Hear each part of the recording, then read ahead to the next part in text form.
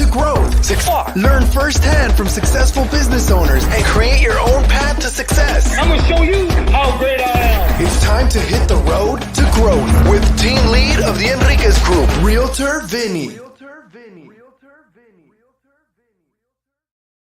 Hi, you Road Trip listeners. Today I got Cody Sheehy, Emmy Award-winning filmmaker, owns a bunch of different platforms.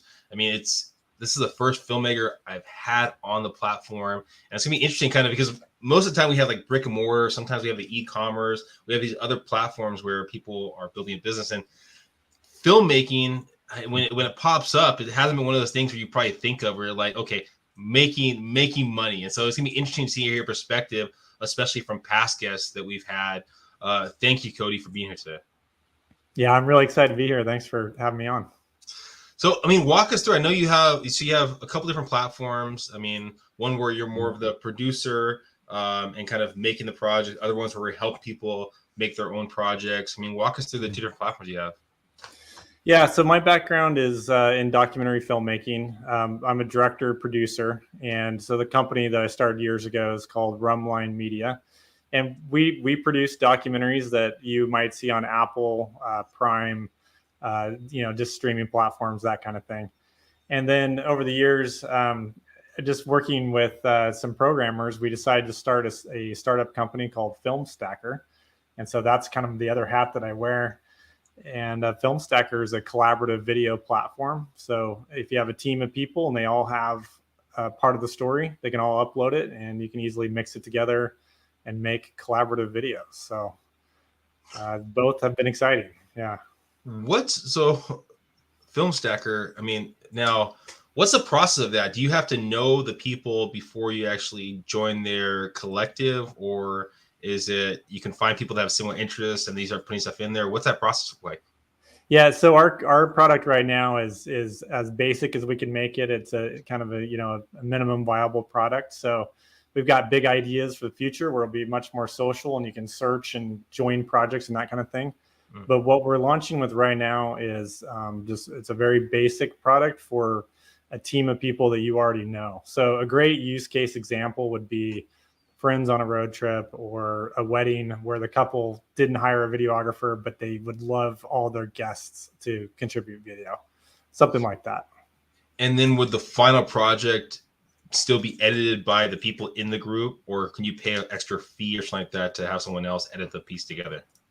Yeah, well, with all this awesome AI stuff that's coming out right now, most of the editing will probably eventually just be done automatically for you. Oh, wow. But the way that it's structured at the moment is, you get invited to a project, and so the couple might ask you like, "Hey, can you give us the gift of the story that you experienced at our wedding?" And like a destination wedding is a great example. And so, each friend or each guest might contribute 4 or 5 clips to just kind of tell their, what happened to them at the wedding, and then the couple can sit there and watch all these different stories that come in. And really get to experience their wedding in a new way, because you know how busy you are when you're getting married, like you just don't get to experience it. And then it's really easy for them to pull the highlights out and just put together a new, what we call stacks or stories. And then that's something they can save. They can watch it later in the years to come. They can share it on social media if they want. So rewinding to like a young Cody, was Cody always into like filmmaking, telling stories? I mean, who was young Cody? And my journey to being a filmmaker, and I think a lot of filmmakers can say the same. It's like this winding path that you never would be able to predict. But I grew up in a really small town in Oregon. There's no film school nearby, but I love storytelling and writing and things like that. But my path, just from that small town, I went to college, studied engineering, then eventually graduated like a master's in science and really was not into filmmaking. Other than I was always organizing my friends on the weekends and putting together, it was just a hobby. And I was always making narrative films and never thought that would ever be something I could pay the bills with. And it's weird how over the years it just grew, because I was working with all these scientists all the time. And I was always the guy that just ended up making the video for the science project that was happening. That eventually led to doing that for universities more officially. Then I started working for PBS, doing documentaries for them. And then that leveraged into me starting a documentary unit at a university where I really kind of honed my skills big time there. And then eventually kind of left all that to go out on my own and start doing more like commercial, more higher end documentaries, the kind of thing that you would click on in Netflix, Prime, Apple, that kind of stuff. So doing the stuff for the colleges and then PBS and kind of slowing up the ranks, were you working like as a business where you were basically asking for these projects, or were you making these deals, or were you just kind of like word of mouth? I mean, what was that process around of like kind of jumping around from the different steps? Well, like all filmmakers, at first you're just so passionate about making video that you usually end up doing it for free. And a lot of filmmakers are in that situation where they're willing to do something for free because they love it so much and they're hoping that it's going to open doors. And for some people it does, and for a lot of people you just end up working for free for years until you get tired of it, get a better job. But so for me, I started kind of volunteering, and then the big breakthrough, I think, where things really transitioned from just dreaming and hoping and learning to actually doing it for real, was meeting a producer in PBS who he needed help. And I just happened to be in the spot one day with a camera, and this guy shows up and his cameraman didn't show up. And so I'm like, hey, I got a camera, I can help you. And he gave me a shot and I did a good job. Then he started just to hire me as part of his crew. And then over the years, he really became a mentor, and he started teaching me everything that you need to know to be like a producer, writer, director for, PBS. And so I started producing projects for him because he was getting a lot of work and couldn't do it all. And so, once you get a good name out there, that tends to happen. The work comes and it will flood somebody. So they start to kind of outsource it. So I became his guy and just started making a lot of stuff for him. And it just gave me a lot of chance to get stuff out into the PBS network. And PBS doesn't pay a lot. So eventually you kind of graduate from there to go to other places that start to pay more. So, well, like you talked about, you started kind of just doing it for free, just because you loved it so much, the passion for it. Yeah. How are you surviving just to make a living? Do you have a side job, or what happened? At that time, I was still a graduate student, so I was, slaving away at the university on a graduate stipend. So just a poor student, basically. And then I spent a lot. I spent a lot of years not making too much. So it's pretty common. I think a lot of people will sacrifice, early revenue opportunities to continue to build this skill set, and then hoping it'll pay off in the long run, which it has. So, because that's a tough thing, right? I mean, like in your 20s, late 20s, or whatever that time frame was, you start seeing basically people that you went to high school with or college, and they're making good money in other careers, and you're just like, I have a passion. So what was driving you? What was it like internally saying that I'm going to keep doing this and I'm not going to listen to outside people?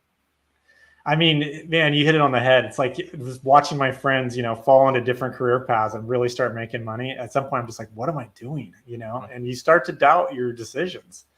But there was something inside me. I just knew that I was supposed to be a filmmaker. And I kind of had this thing, like, I just couldn't do any other job well. And I just, it's almost like I just didn't have any other, I just couldn't see myself doing anything else, basically, is what it was. So I just didn't. I feel like there was no option to not do anything other than continue. I don't know why, but I did. And then, so you're at PBS, you're still not making great money. Yeah. When was the point that you kind of say, okay, I'm going to kind of go on my own or start getting these other gigs to actually make more money? What was the thought process? It took me a long time to really figure out the business, and it is a business. And filmmaking is a business where a lot of the information is cloaked and it's intentionally hidden from people. So it's very much like you have to kind of investigate it and figure it out, and everyone sort of figures out different parts of it. It's not easy to crack the nut on how it's done, but essentially it boils down to networking.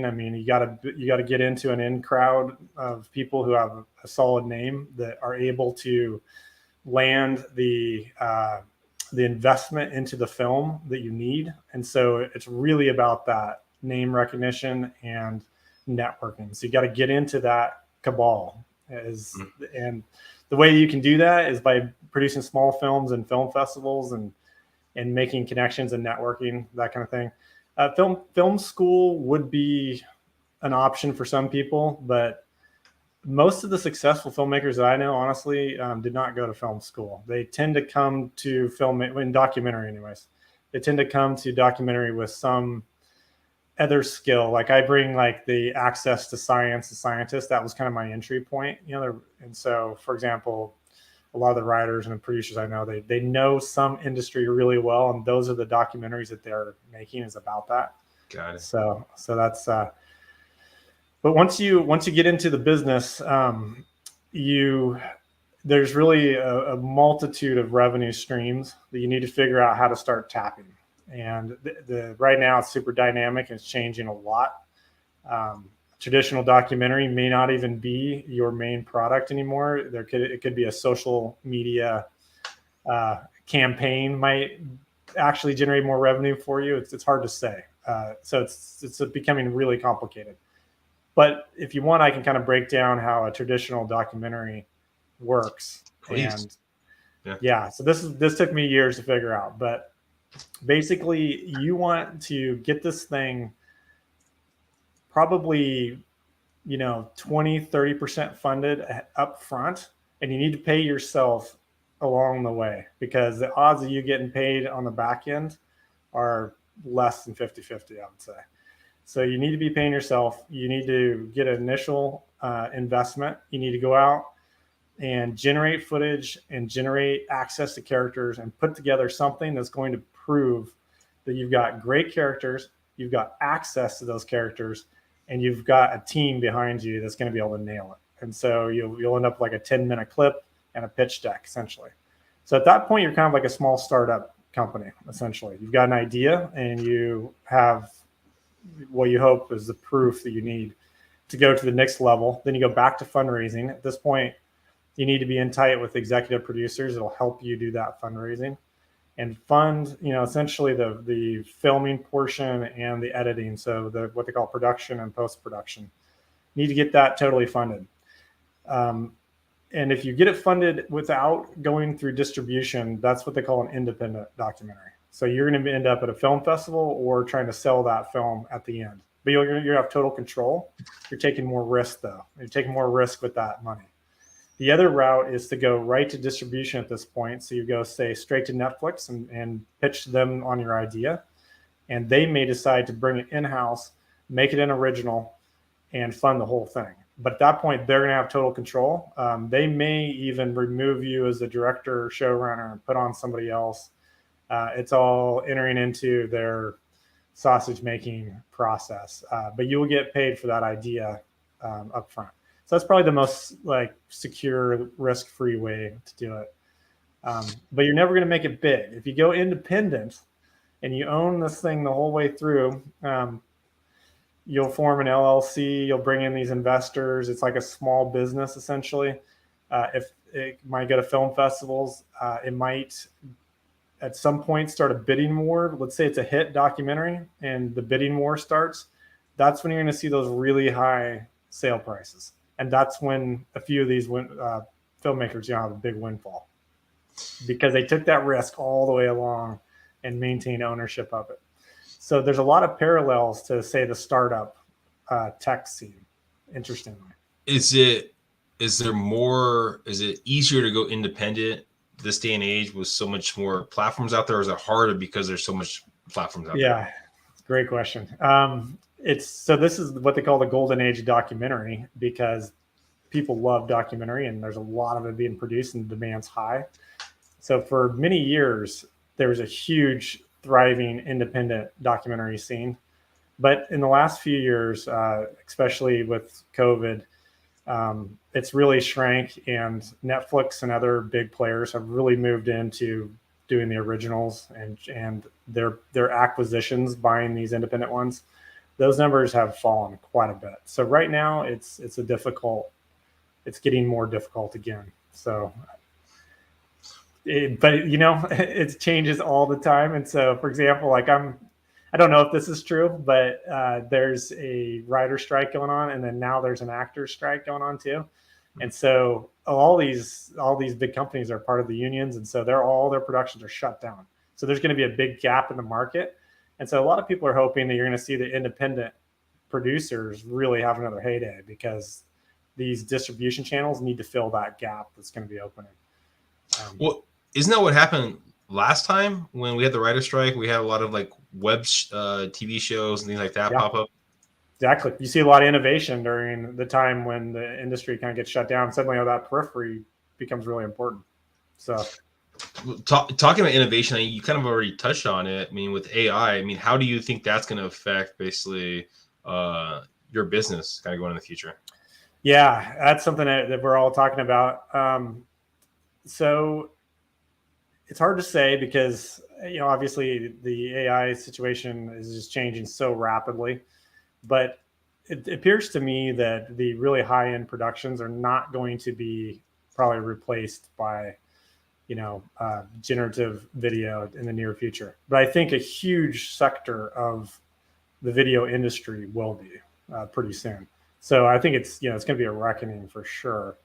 But in terms of like what you're clicking on in Netflix, that kind of thing, I don't know if that's the type of market that's going to be under threat, at least in the near term. And the reason why I say that is because those products are extremely nuanced, and there's something about them. I mean, just the fact that there is so much name recognition associated with the film industry, I think people actually want the actors to be real people that they know. They actually want the directors to be their favorite directors that they're all rooting behind. They actually, there's people behind those. And I think because of the celebrity nature of the business, machine generated content just doesn't have that same cachet. Even if it was better. Now, if it is significantly better, then, all bets are off. That's hard to imagine though, because these machine learning models, these large language models, things like that, they're being generated. What they generate is from everything that we put into the internet, and so it's hard for me to imagine them being better than we are. You know what I mean? It's like an expression of our kind of some cumulative knowledge as a human race, but so I feel like the high-end products are still going to be high-end, and they have that celebrity cachet, and I think that's possibly going to be important to the audience. That is all pure speculation, though. I think it's up to us it's going to be fun to see how it really plays out. So, oh yeah, for sure. I mean, is there, and now, because with the AI stuff, right, it grabs information from anywhere. It could be from a high school kid to a college person to someone that's actually looked into it.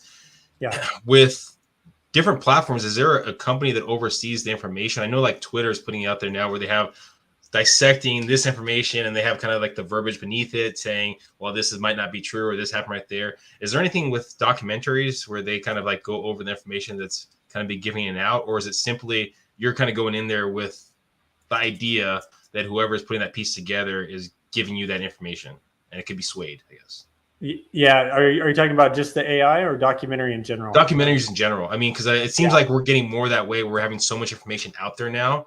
And so I'm just wondering if that kind of veered in that direction in that business. Well, I mean, it's interesting because like this is something I think about a lot. It's like my background in PBS, public broadcasting system, is a rigorous institution, and there's all kinds of checks, fact checking going on, and it's part of this old journalistic model where they really try to get things accurate and as truthful as they can. Of course, there's bias in everything that is made, but they work hard to avoid that. Moving over to the entertainment side of documentary, it's a different story. I'm sorry to say, but there is not the same. You don't find people don't want facts to get in the way of a great story. You know what I mean? And so they're much more, I see editors and directors are much more likely to not necessarily make a story false at this point, but it's like to really pull out the parts that they know are the most interesting and focus on that. And Gotcha. so we see a lot of like sensational material and just the type of stories that get chosen. I mean, they got to have a great character, that kind of stuff. And so entertainment is first, and that's warping documentary, I'd say. Then you have reality TV, which is kind of a form of documentary.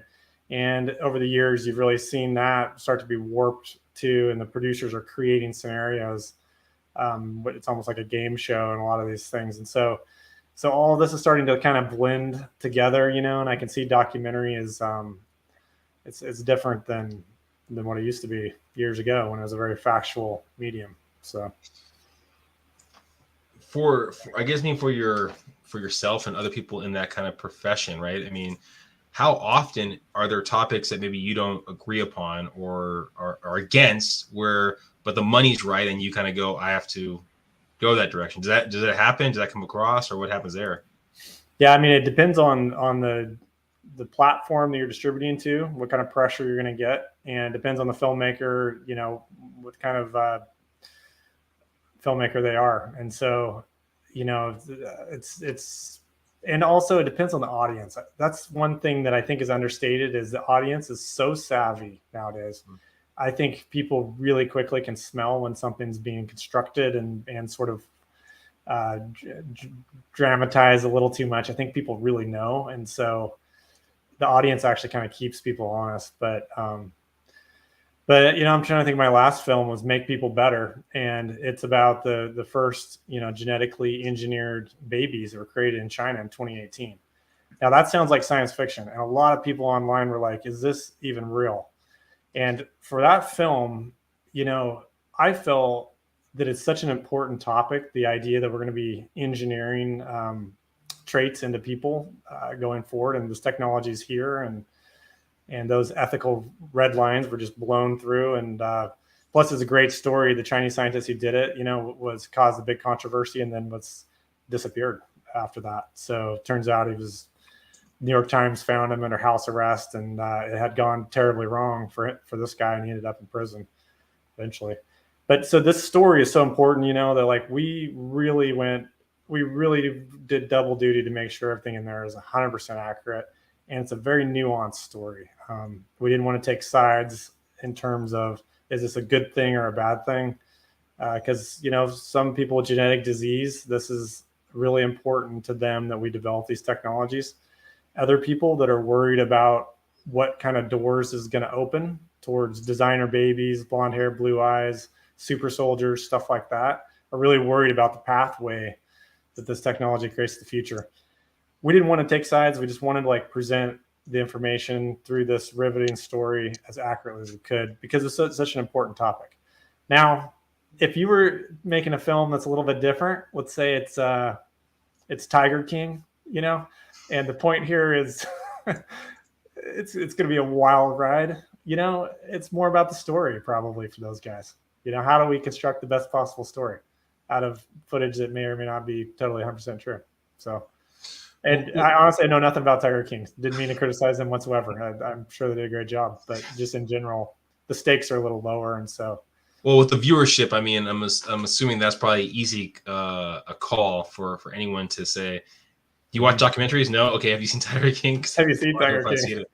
I mean, what kind of, with going back to your business, I mean, I know you said that you, for each project, you make sure that you get paid, or your team, your company gets paid.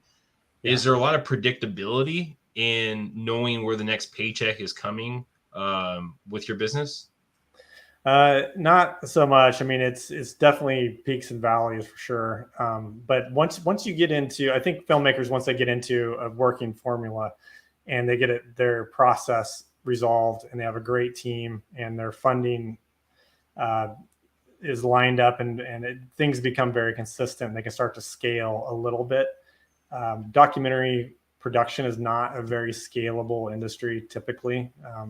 But yeah, I think it can become more predictable, and you build those relationships in the industry, and it just becomes, especially if you have some big wins behind you.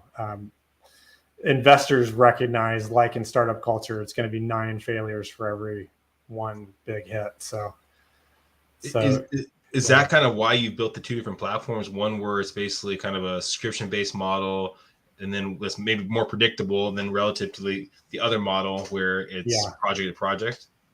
Yeah, I mean, FilmStacker is an extremely growth oriented model. It has huge potential. It's got a great market. It's very predictable. It's a business, that could really scale, and I'm super excited about that. But we built FilmStacker just because when we had the idea of so this app needs to be built, and we wanted to build it, and then we just got so excited about building it that we couldn't stop ourselves, essentially. And I love using it. It just so happens that it's right time, right place, and it's perfect for AI to plug right into there. And so it's going to be one of the next kind of generation of apps that is out there helping everyone make films. Yeah. The idea of it, I mean, you have a background with that idea, right? Filmmaking, helping other people be a filmmaker kind of together as a group.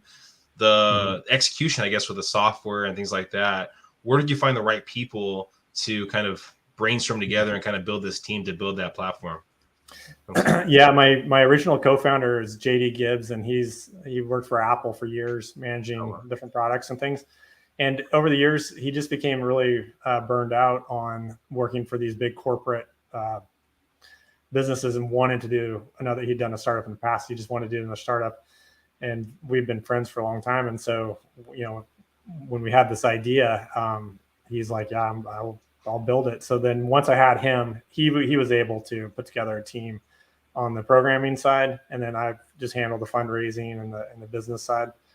And so make a good partnership. And so there's 5 co-founders originally.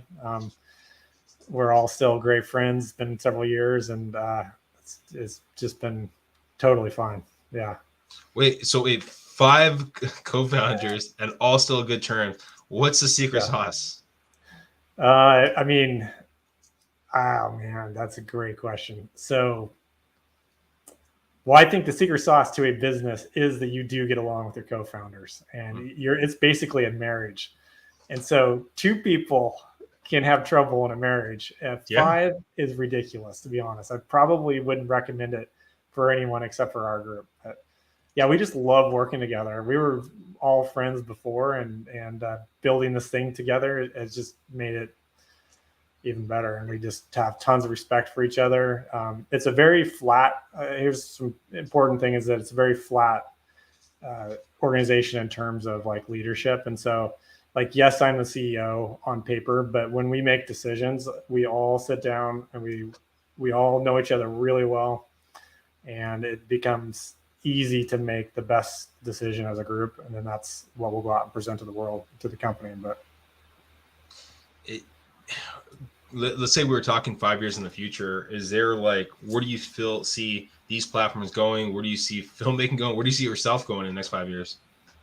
Well, I'm really excited about FilmStacker, and that's getting ready to launch to weddings. And so I think what we're going to do is just provide a service to weddings that, 80% of weddings opt not to have a videographer, but it's their number one regret is that they don't have video of their wedding. So they can't afford it, typically, is why they opt not to. So FilmStacker is a great solution for a lot of destination weddings, for weddings. And I also think people traveling the travel industry. So I'm really excited to just see it get used out there, and it'll be, just a product that maybe is a great solution for some people, and for other people, it's just a way to collect video that they might download and then do something else with. FilmStacker may not be the final destination for them, but I think the next steps with FilmStacker is to integrate more and more of these AI tools and generative tools. And so you might have a lot of great clips, but you don't have all you need, and it'll generate the clips you're missing to tell a full story, and it'll help you. It'll be a co-pilot with you, helping you tell that story well. So a lot of people are afraid of a blank page, and this thing, you can just upload the video to it, and then it'll help you kind of get started with the story. I'd love to see it go and nail that. I think that's going to be awesome. So FilmStacker is going to be big for me. And then the other thing that I'm doing next is the next documentary is off and running, and it's called Manta. It's about this guy who was a Hell's Angel a Navy SEAL, pretty tough dude, but just, really struggled with life in a lot of different ways, and eventually left and went down to Baja, Mexico back in the 80s, just get away from it all.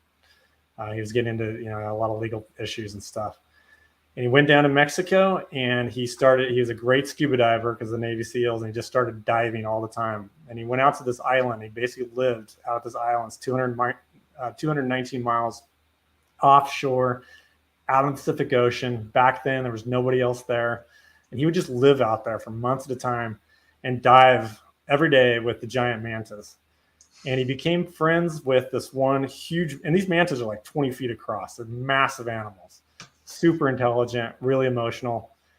He became friends with one named Willie, and him and Willie were friends for like 19 years. And he would get on Willie's back, and Willie every day, Willie come up, slap his boat. He'd put on scuba gear, jump in, hop on Willie's back.